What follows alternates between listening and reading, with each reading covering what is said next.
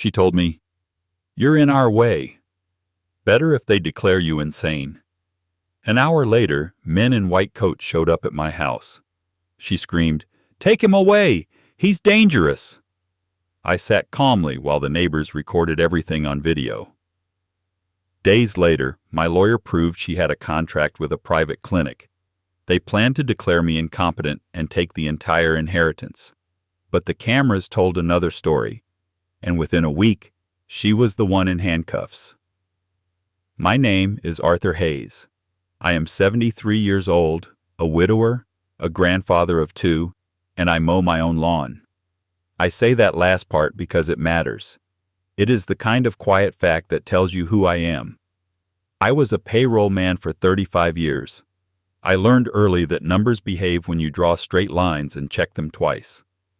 I still balance my accounts with a pencil and a ruler. My wife taught me that love is maintenance, small daily work you do whether you feel like it or not. After she passed, I kept doing the work, church on Sundays, bridge on Wednesdays, gutters cleared before the first frost. I believe a handshake should be enough, but when it is not, paper should speak plainly. I teach my grandchildren 3 rules. I hope outlive me. Show up, tell the truth, and fix what you break. My legacy is not a pile of bills with my name on them.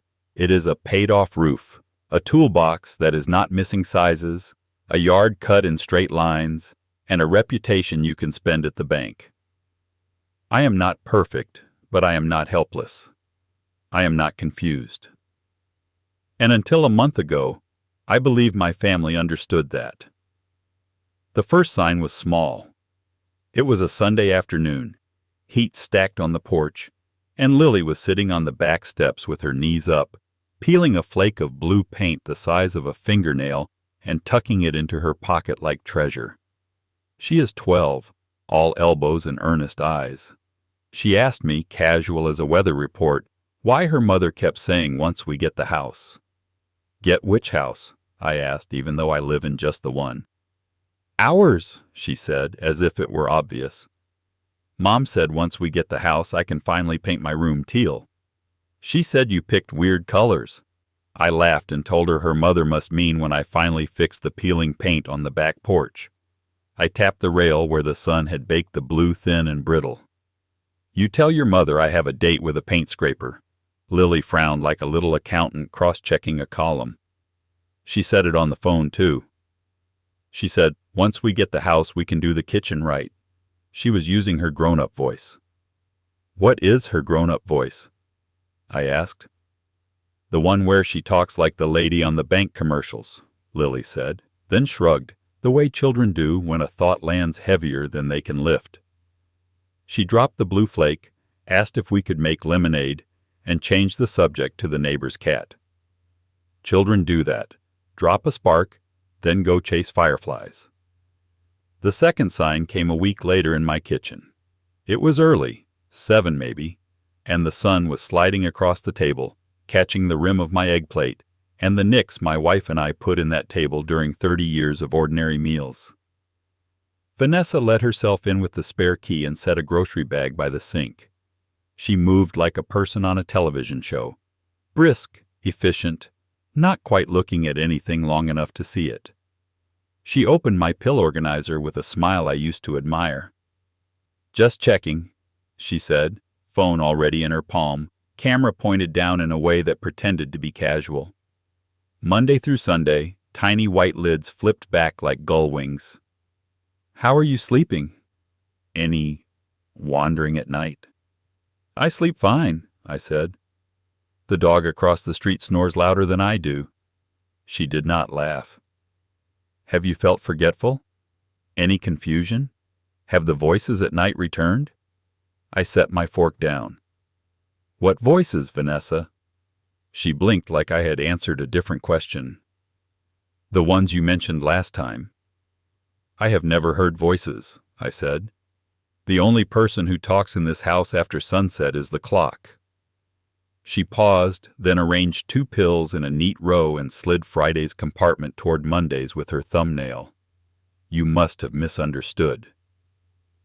It is easy to mix things up.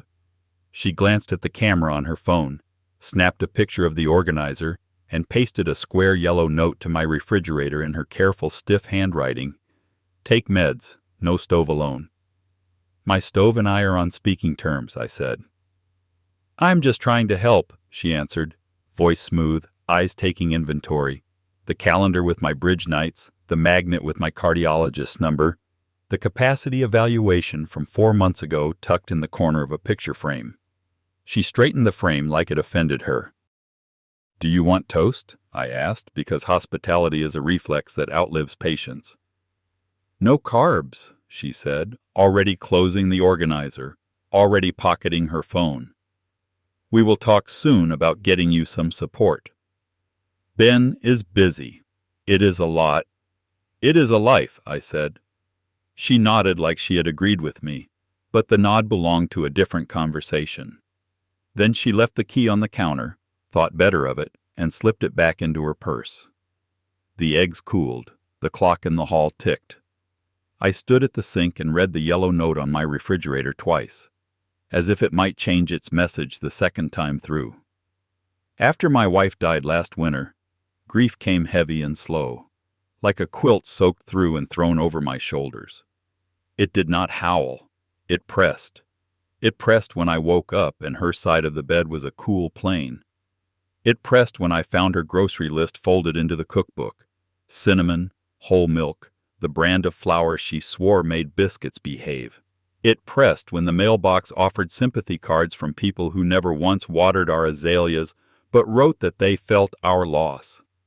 I learned the weight of silence, the way the house breathes, the soft rattle in the heating vent she always meant to have me fix, the tick of the hall clock that became the only steady voice after sunset. That kind of quiet does not drive a man mad. It makes him precise. So I stayed steady. I kept busy. Church on Sundays, where the pew still creaked at the place where she leaned. Bridge on Wednesdays, where I sat in her old chair because I could not face someone else's perfume in it. I do not drink. I keep my accounts balanced with a pencil and a ruler, the way I did payroll back when paychecks had carbon copies and men came to you if something did not add up. If I could make columns behave, maybe the days would follow. My son, Ben, visits when he can. He is a good man, soft around the eyes like his mother, always running late in a way that makes children think time is a game. This is not his fault, I would tell myself each time he texted from the driveway. 10 minutes. Marriage makes a braid. Sometimes one strand pulls harder. In our family, the pull had a name. Vanessa. It was her idea to lighten my load. She started dropping by with grocery bags I did not need, items chosen by an algorithm pretending to care. Low-sodium soup I do not like, probiotic yogurt in flavors that taste like a laboratory, a stack of plastic containers because glass is heavy, Arthur, helpful things that crowd a man out of his own kitchen. She would move around my house like a realtor in a hurry, touching the backs of chairs, straightening a picture frame that leans on purpose. The one my wife insisted looked more human that way. How much water do you drink? She asked one Tuesday, pulling a bottle from her bag and twisting the cap like she was starting a timer. As much as a man wants who does not drink coffee after noon, I said. Do you remember your neighbors' names? She asked, already lining the bottles like soldiers along my counter. It helps me know where we are. Where we are, I said, is a home where Sandra borrows sugar. The DeLucas own a hose that never breaks, and the mailman's name is Clint. Where I have lived for 38 years. Has the stove given you trouble? She asked, touching the oven dial with 2 fingers like she expected it to burn her. Sometimes these older models, it is nothing to be ashamed of. There are questions that sound like concern but are really paperwork in disguise. I heard the shuffle of forms behind her voice. I heard the airless hum of fluorescent lights over a desk where someone in a cardigan clicks submit, and your life becomes a case number. I wanted to ask her if she knew how obvious she was, how a fishing line looks when the sun hits it on a still lake. But she is the mother of my grandchildren. I was raised to keep peace with the mother of your grandchildren. The family drama is the hardest to admit because it makes a man feel foolish about the things he did not see. Years ago, when Ben first brought her around, I admired Vanessa's drive. She liked schedules, she liked lists, she liked talking about optimizing her life, and I mistook it for pride in doing things well. When my wife got sick the first time and needed rides to chemo, Vanessa built a spreadsheet like a crystal palace and then assigned columns to everyone but herself. Ben said she was handling the logistics. My wife, who believed in not speaking ill of people who might someday bring you soup, squeezed my hand under the table and said, later, in bed, "That girl likes having the key, not the door." I hear that sentence now every time Vanessa flicks her eyes at my key rack. Vanessa did not weep much at the funeral. She handed me tissues at the right moments and told me I had been so strong. Then she said the house felt too big and the stairs were a fall risk. She brought me brochures with photographs of men my age playing fake chess in spotless rooms where no one had a junk drawer. She did not say assisted living. She said boutique community. She did not say you will be watched. She said you will be supported. The way she said it sounded like someone lining up dominoes and calling it art. So when the questions started, water, names, stove, I saw not kindness but a scaffold. It is an ugly thought to have about the woman your son sleeps beside, but grief makes you honest. I would lie awake and think, she does not want me cared for, she wants me categorized. A category is easier to cut loose. The house began to feel like a stage where someone else had rehearsed my lines. She left notes in her neat schoolteacher handwriting. Take meds. Don't forget walker. I do not own a walker. She stuck them to my refrigerator like warnings in a museum. I peeled them off and held them in my palm, little yellow flags, and wondered if she took pictures of my kitchen without me in it. The thought made me check the door at night twice, then 3 times, then again, standing in the dark listening for a sound that was not the house settling but could be someone practicing. Ben would come over, pockets buzzing, and try to be 2 men at once, the son who remembers the smell of my garage, and the husband who has chosen a captain. He would say, "Dad, she is just worried." And I would say, "About what? The tomatoes?" And he would say, "Do not be like that." And I would count each "we" in his sentences like pennies in a jar. We think. We feel. We decided. Where did the I go? The 3rd sign was not small. The gas knob on my stove was turned fully open one morning, even though I had not cooked since the night before. The smell hit me in the doorway. Sharp, rotten sweet, that store-bought stink they lace into gas, so even a sleepy man knows to be afraid. It was the kind of smell that climbs into your mouth and sits there. The kitchen felt colder than it should, like the air itself had stepped back from the room. I did not panic. Habit is a rope you can grab in the dark. I crossed the floor slow, heel to toe, careful not to brush a light switch. Windows first, over the sink, then the one that sticks by the breakfast nook, then the back door kicked wide with the toe of my slipper. The curtains breathed. I pulled my wife's old painting scarf from the hook and tied it across my nose, her cotton against my face like a hand steadying me, and counted to 60 while the fan bullied the air out. When my head stopped pounding, I shut the gas at the valve under the range. I listened. Houses tell you things when you let them. No hiss, no whisper. I crouched and looked straight at the knob, the way you look at a man you are done underestimating. I know that stove's language. Off has a weight. This was not an accident. Off does not turn to open while you sleep. I took the little toolkit my wife always called my second brain from the drawer by the sink. Flathead first. I wrapped the knob in a square of paper towel and eased it off, careful, the way you would handle something valuable or untrustworthy.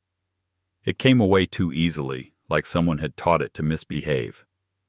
On the underside, tucked where you would not see unless you were looking for wrongdoing, a smear of something dark, not kitchen grease, not butter, not the simple dirt of a lived-in house. It was shop black, mechanic's glove, garage hinge, the skin of tools that do not belong in a grandmother's kitchen.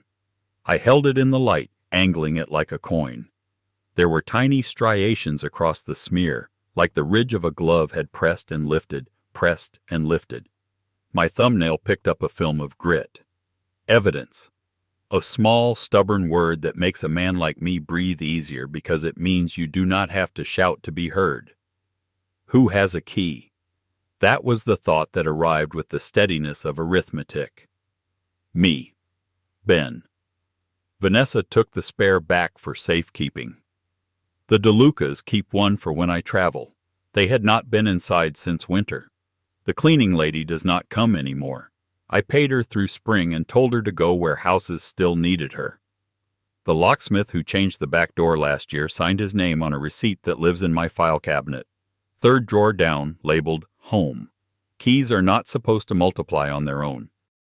I set the knob on a clean saucer, slid the saucer into a zip bag, sealed it, then sealed that bag inside another one, because I have lived long enough to know double bagging saves messes and arguments. I took 4 photographs with my old phone, each with the day and time stamped, one close on the smear, one with my kitchen clock in the frame, one with a ruler beside it because measurements end conversations, and one of the valve turned off. I stood there with the bag in my hand and pictured alternate mornings, the ones where a man wakes at 2 with a memory that needs him and fumbles for the burner, where a pilot light turns hunger into fire and fire into a headline that uses the word tragic because it is more comfortable than deliberate. I pictured Lily at my table with a glass of milk that turned sour in an instant because her mother just needed to run in and grab something. I pictured Vanessa standing on my lawn with her hand to her mouth and her eyes dry, telling a neighbor how sad it is when people refuse help. I had no room for empathy for them now. It became crystal clear to me what I need to do. Soon I'll establish justice supremacy in this family. But before we continue, please subscribe to the channel and write in the comments what time it is where you are now. I did not call Vanessa. I called my lawyer. Patel picked up on the second ring. His voice, the same even tone he used the day my wife and I signed our wills. I told him what I smelled, what I saw, what I had done, each sentence measured, no flourishes. He listened like a man adding columns. When I finished, there was a small pause, and then he said, "Good. You did the right things. Do not touch the stove again. Do not wash anything." "What next?" I asked. "Document and preserve," he said. "Text me those photographs. Keep the knob bagged. I will send my paralegal to pick it up and take it straight to a lab we trust for a surface residue swab. If they find petroleum-based grease with certain additives, that helps. Do not mention this to anyone outside your house." "Not even family," I said, though we both knew who I meant. "Especially not family," he said, and his quiet tightened my jaw, because there is a pain particular to hearing your lawyer say family the way a man says suspects. "Second, I want you to go nowhere today. I will arrange for an independent capacity evaluation tomorrow with a doctor who has no ties to anyone in your circle. Third, we are going to install cameras, not because the law likes drama, but because cameras stop one kind of lie and encourage another kind of truth." "What truth?" I asked. "The one that shows up with its own timestamp," he said. "I will also draft a psychiatric advance directive and a letter invoking your right to refuse any voluntary admission. We will have copies in your house by afternoon." He paused. "Arthur, I need you calm and consistent. No confrontation. Whoever did this wanted an incident. Do not give them one. I will not," I said. My voice surprised me with how steady it sounded. I looked at the old scarf on my neck, at the open windows, at the saucer in the bag. The room smelled cleaner now, like soap and garden air. The heaviness had shifted. Not gone, but reorganized. Grief had taught me how to live with weight. It had not taught me to bow to it. "Patel," I said, before we hung up, "do you think I'm overreacting? I think people underestimate how often very bad behavior wears a helpful face," he said, "and I think you know your house." After I ended the call, I wrote down everything I had done in a notebook the way I used to note cash deposits: time, action, reason. I labeled the bag. I checked the lock on the back door and then checked my own memory of checking it, because that is the kind of man they will try to paint me as. Foggy, mistaken, unreliable. I am not. I am a man who knows the sound of his stove and the feel of his wife's scarf and the difference between accident and intention. Patel moved like a man who has seen this movie before and refuses to let it end the usual way.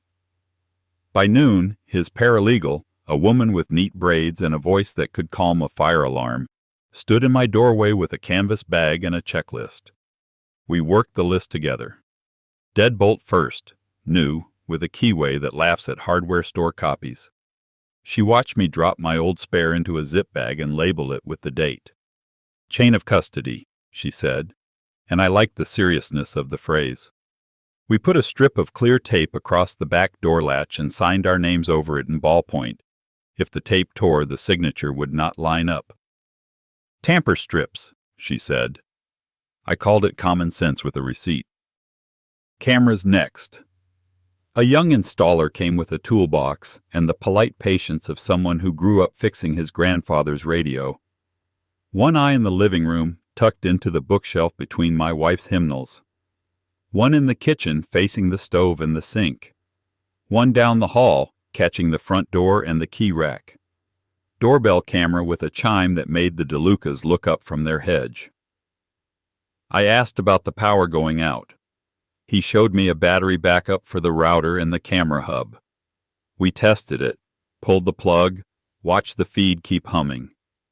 Patel's paralegal created a shared folder and invited my email, hers and Patel's. She toggled a setting.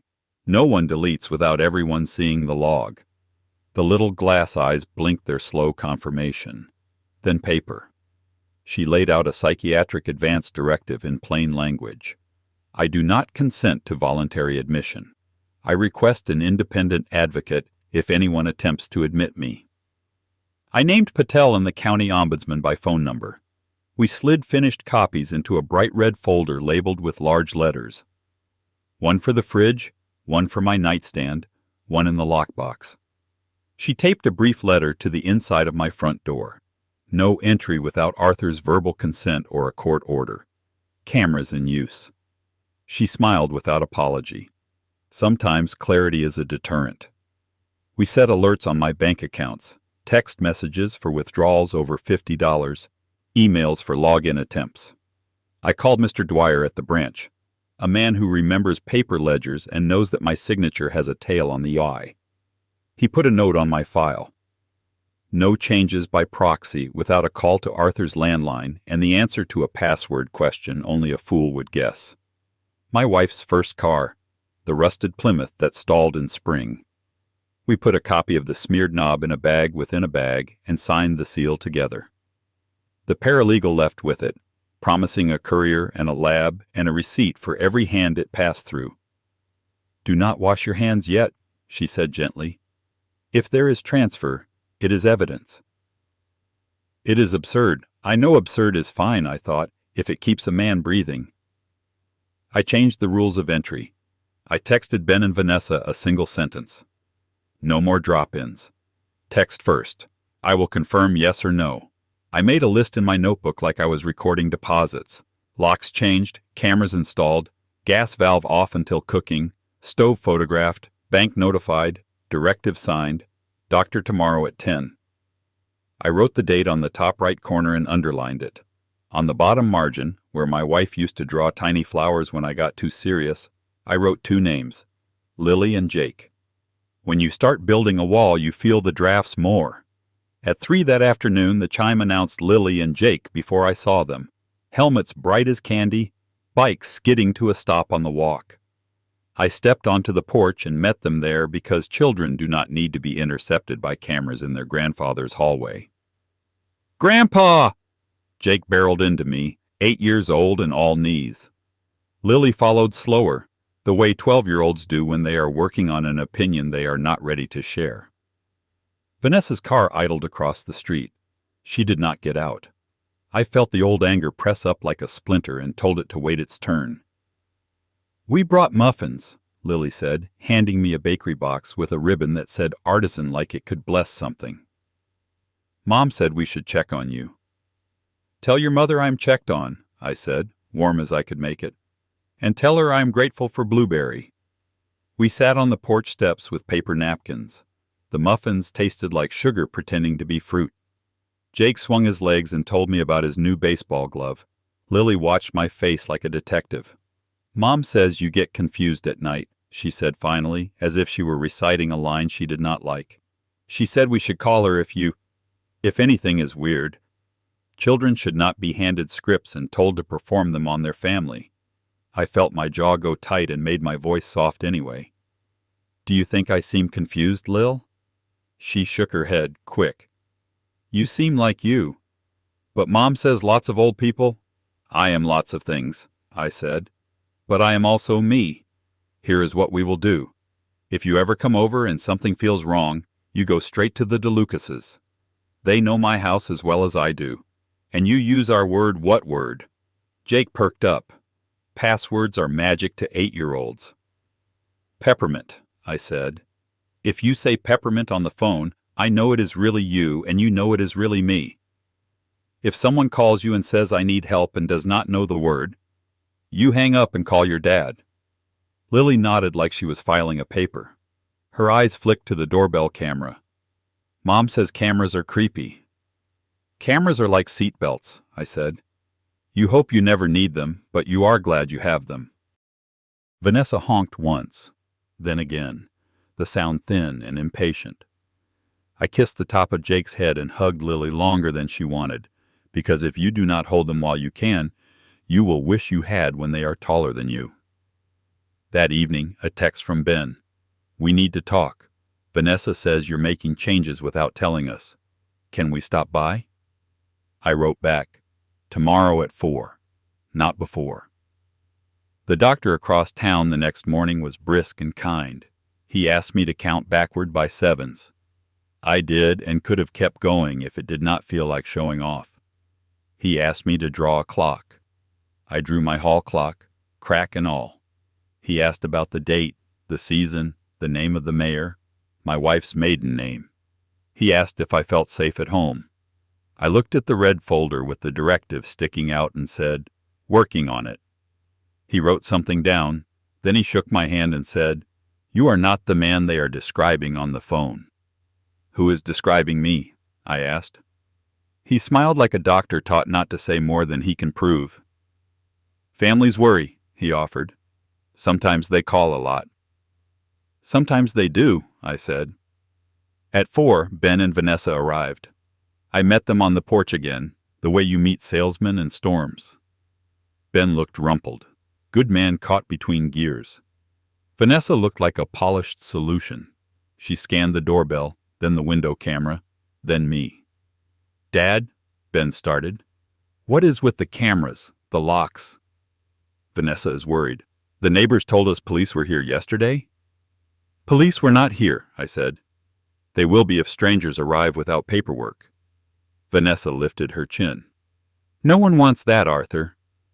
We are here to support you." "Support," I said, tasting the word like medicine. "Good. Then here are the supports." I held out copies of the directive, the doctor's appointment card, a printed list of my new rules. No entry without text and my yes. No touching the stove. No photographing my medication. If you feel I am unsafe, call the county crisis team. Do not bring anyone to my door. Cameras are recording inside and out. The gas valve stays off unless I am cooking. If you enter while I am out, the police will be called. Ben read, jaw working. Vanessa did not take her copy. "This is adversarial," she said. "We are family." "Family does not need to stage anything," I said. And then, because the truth had been knocking for days, I let it in. Someone turned my gas on. Ben's head snapped up. "What, Dad?" "The knob was open," I said. "Not an accident. The underside had shop grease, not kitchen. It is at a lab." Vanessa laughed once, the kind of sound people make when they practice disbelief. "Grease?" Arthur, you are making connections that are not there. Gas knobs get dirty. Our stove is. Yours is stainless, I said, and mine is enamel. Do not pretend to know my house better than I do. Ben put a hand on the railing. Are you saying someone did it on purpose? I am saying I know my stove, I said. I am saying I know what helps and what hurts. He looked at Vanessa. She did not look back. We brought you groceries, she said, gesturing at a bag by her feet. Healthy food. Bone broth. When grief hits, nutrition matters. You have always been stubborn about accepting help. Help is fine, I said. Control is not. She smiled, thin. Words, Arthur. Where do you draw that line? Right here, I said, and tapped the red folder with my knuckle. Ben's phone buzzed. He ignored it. Dad, the kids. Lily thinks you are mad at her. I am never mad at Lily, I said. I am angry at adults who hand her worries like heavy bags. Vanessa's face went tight. She asked because she is scared. You forget things. You left the porch light on all night. I left it on purpose, I said. The DeLuca's son came home late. Their porch is out. He told me it helped. You could have tripped, she said. I did not, I said. And if I had, cameras would have shown whether it was a fall or a push. Ben flinched at the word push. There are moments you can feel a son remember you are not just an old man he takes to lunch. You are the one who picked him up off the ground when he wiped out on a hill too steep and did not scold him for climbing it. Dad, he said quietly, are you saying you do not trust us? I am saying I trust systems more than intentions right now, I said. I am saying good people make bad choices when money and fear get in the same room. I am saying I love my grandchildren too much to pretend I do not see what I see. Vanessa straightened. This is untenable. We cannot be responsible if you refuse help. I am responsible for myself, I said, and I am competent. If you think otherwise, go through the court. Do not go through my door. There it was, the first real crack in her composure. She recovered fast. Fine, she said. We will talk to professionals. You have, I said.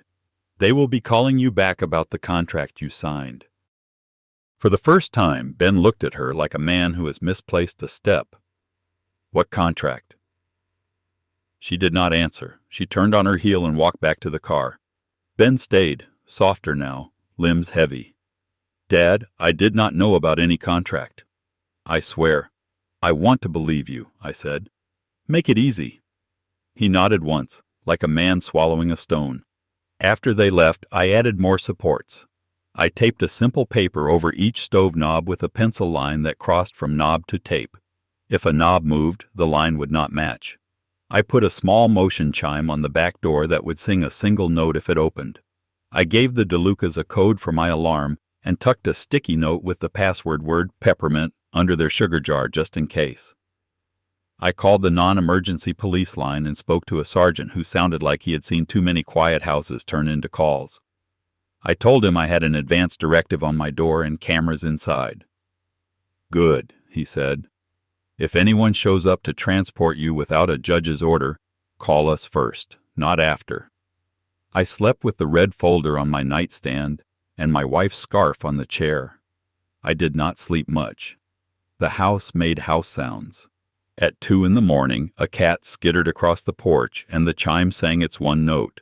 I sat up and watched the camera feed on my phone until the cat leaped the fence and disappeared.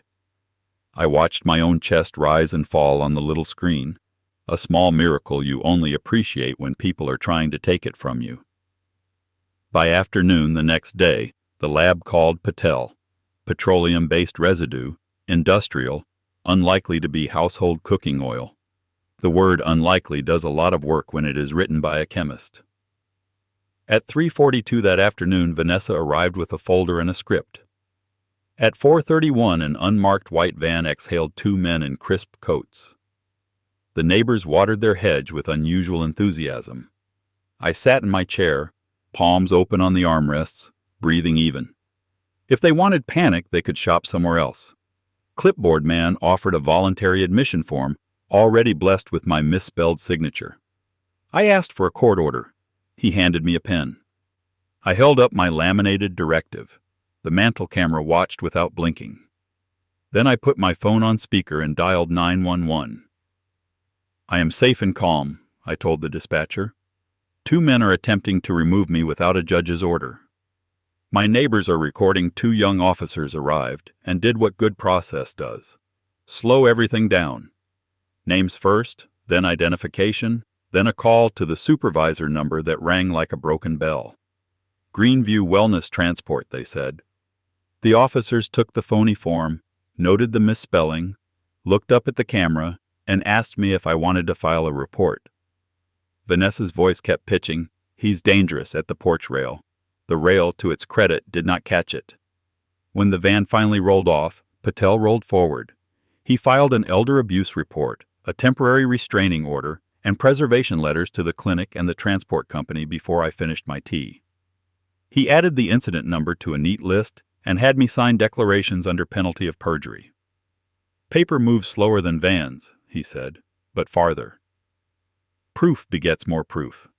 A clinic clerk accidentally faxed Patel an intake assurance agreement, Vanessa's signature, a deposit from her card, a fee schedule that turned human beings into columns.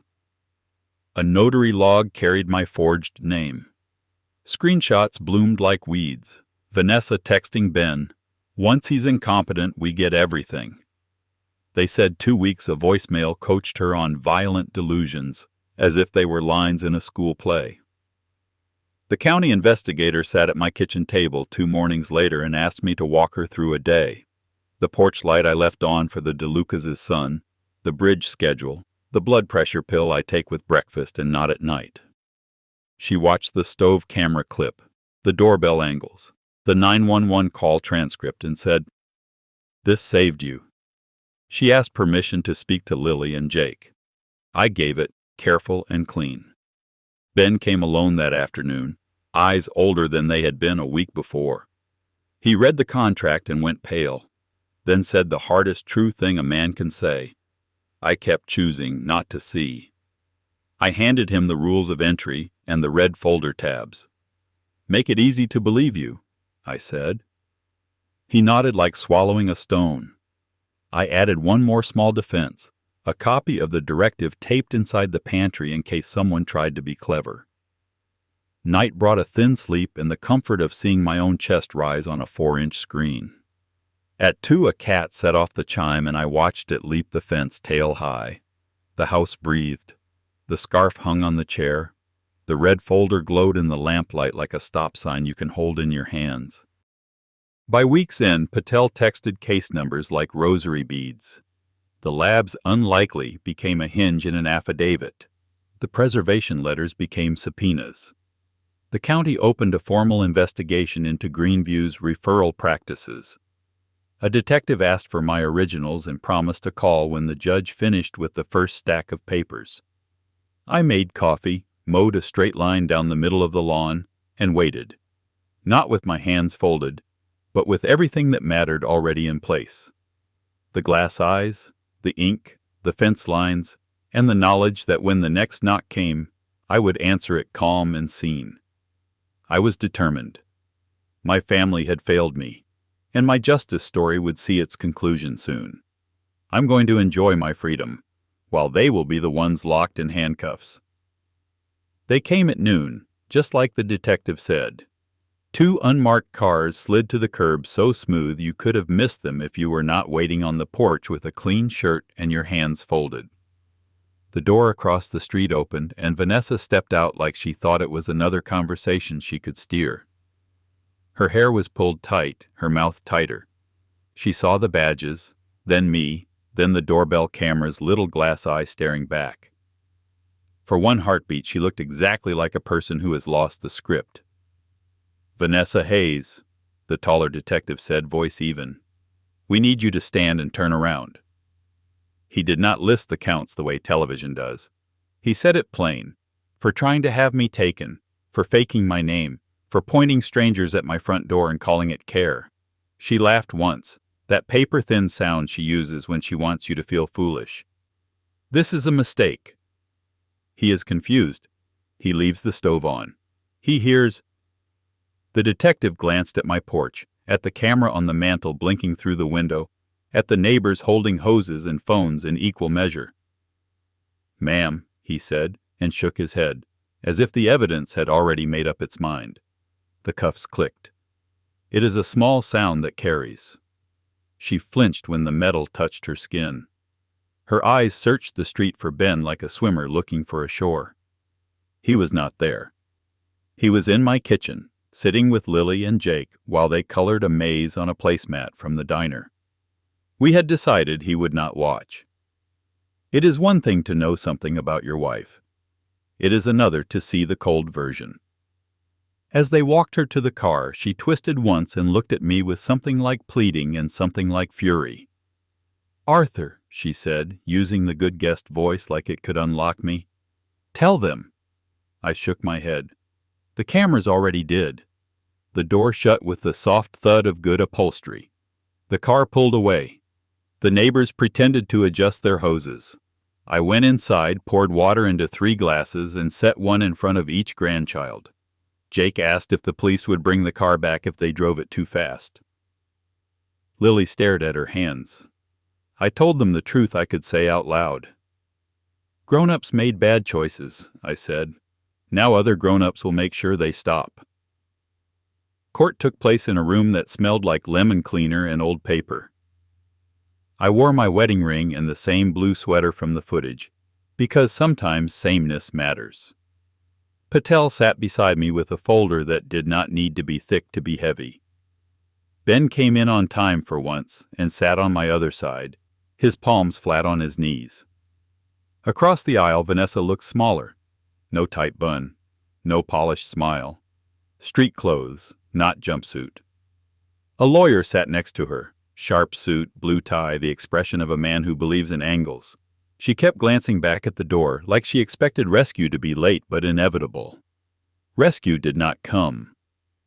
When the judge asked to see the videos, a clerk rolled out a cart with a screen like we were back in school. 4 angles stitched together. The white coat stepping out of the van, Vanessa pointing, me sitting in my chair with my book, the neighbors pretending to water a hedge that has never been so hydrated in its life. The sound of her voice filled the room. "Take him away. He's dangerous." And in front of everyone, I watched myself not move. It felt odd to see your own quiet turned into proof. The defense tried to pour water on the flame. She was worried, they said. She was sleep-deprived. He had left the porch light on. He had once misplaced his car keys. There was talk of voices. A gas stove is a known hazard. They used words like concerned and caregiver, rolled them around their mouths like a life raft. He judged. A woman with gray hair pulled back and eyes that had heard every hopeful word before, held up a printed page. "This is the capacity exam from 2 days before," she said. Then she tapped the screen where the voluntary form showed my name spelled wrong in someone else's hand. "This is not help," she said evenly. "This is a plan." Ben surprised me. When they asked if anyone in the family wanted to speak, he stood up. His voice shook at first, then steadied. "I did not know about the contract," he said, and looked at me when he said it. "I did not sign it. I did not stop what I should have stopped.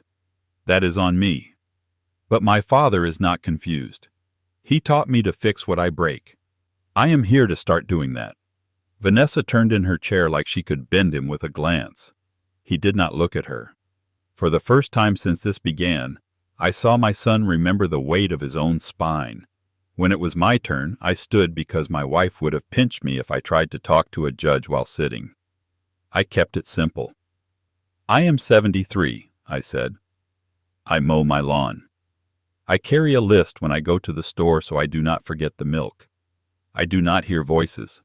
The only thing in my house that talks at night is the clock." People came to take me without a judge's say-so. My neighbors recorded. The cameras recorded. I would like to go home and read to my granddaughter. The judge nodded. You will, she said. They did not let Vanessa go home. The judge set rules I will not repeat because the words were not the point. The point was that Vanessa did not leave through the door she came in. The bailiff touched her elbow and guided her to a side door I had never noticed. She looked back once, the way people do when they finally understand that a hallway is not a suggestion. I felt no triumph, just the same quiet that followed the ambulance the night my wife did not come home. Some endings are loud, some are a door closing softly and staying closed. On the way out, the detective who had stood on my porch stopped me in the hall. Mr. Hayes, he said, you did everything right. He meant the cameras, the paper, the calm. I nodded because it felt dangerous to unwrap the part of me that wanted to sit on a bench and sob for everything. My wife's empty chair, my son's reachable grief, 2 children who will have to learn that love and safety are not always the same thing. We stepped into the afternoon light. It was the kind of bright that makes you squint and think of paint colors. Ben shaded his eyes and looked at me like a man who has arrived at the bottom and is finally ready to start climbing the right hill. Dad, he said. Just that. The word still has a way of breaking me and mending me in the same breath. At home, the house breathed like it had lungs again. The red folder on the fridge did not glow so hard. Lily's drawing waited on the table. A porch, 2 bicycles, a sun too big for the sky. She had written one word in the corner in careful block letters: peppermint. The ending came on a Tuesday that smelled like cut grass. We met Patel at my dining table, the same place my wife and I signed our first mortgage, and put everything where it belonged. The house moved into a trust that could not be hurried by anyone's panic. The bank accounts learned a new word: breaks. I wrote one letter in my own hand and tucked it behind the will. It said, in plain lines, that anyone who tried to drag my name through the mud to reach my money would inherit $1 and a piece of my mind. I called the DeLucas over for coffee and handed them a spare key from the locksmith's sealed envelope. We wrote their names on a single page with the words, "For emergencies," and signed it together. 3 shaky signatures that happened to be the steadiest thing in the room. I put my wife's scarf back on its hook and thanked the neighbors for watering their hedge with such dedication. They laughed the way people laugh when the fear has lifted but has not quite left. 2 days later, the county posted a short notice that read like a crack in a dam. Other families called Patel, voices raw from the same kind of almost. A woman brought a shoebox of receipts and a story about a brother who wandered only on forms. A clerk from the clinic sent an email with the subject. I could not keep quiet. In my house, the doorbell camera blinked at the street and I opened my mail with a knife I had sharpened myself. TBN came each night that week and did not ask for forgiveness, like it was a gift I could hand him in a paper bag. He showed up with dinner, with silence, with the patience to sit in the same room and not be the center of it. On Friday, he told the kids he and their mother would be following rules set by a counselor and a judge, not by convenience. It was an honest sentence. It did not break the children. They are built sturdier than we give them credit for, if we do not make them carry extra. I took Lily to the hardware store and let her pick a paint chip for the porch. She chose a blue that looked too bright in the fluorescent lights and exactly right when the sun hit it. We taped the rails and scraped the old paint together, 2 people humming the same song without needing to name it. Jake handed us nails like he was playing first base. The cameras watched, useless for the first time in weeks, which is how they should be. On Sunday, I set the lawnmower's wheels 1 notch lower and cut straight lines down the yard until my back loosened. When I came inside, I set the red folder on top of the refrigerator instead of the front, not hidden but not shouting. I slid my wife's hymn book back into the mantel shelf where a camera had sat. I kept the camera in the corner, but I turned down its little light. I wrote 1 more letter and gave it to Patel to put with the first. This one was for Lily and Jake. It did not mention money. It said, "Show up, tell the truth, fix what you break." It said, Love is maintenance. It said, peppermint.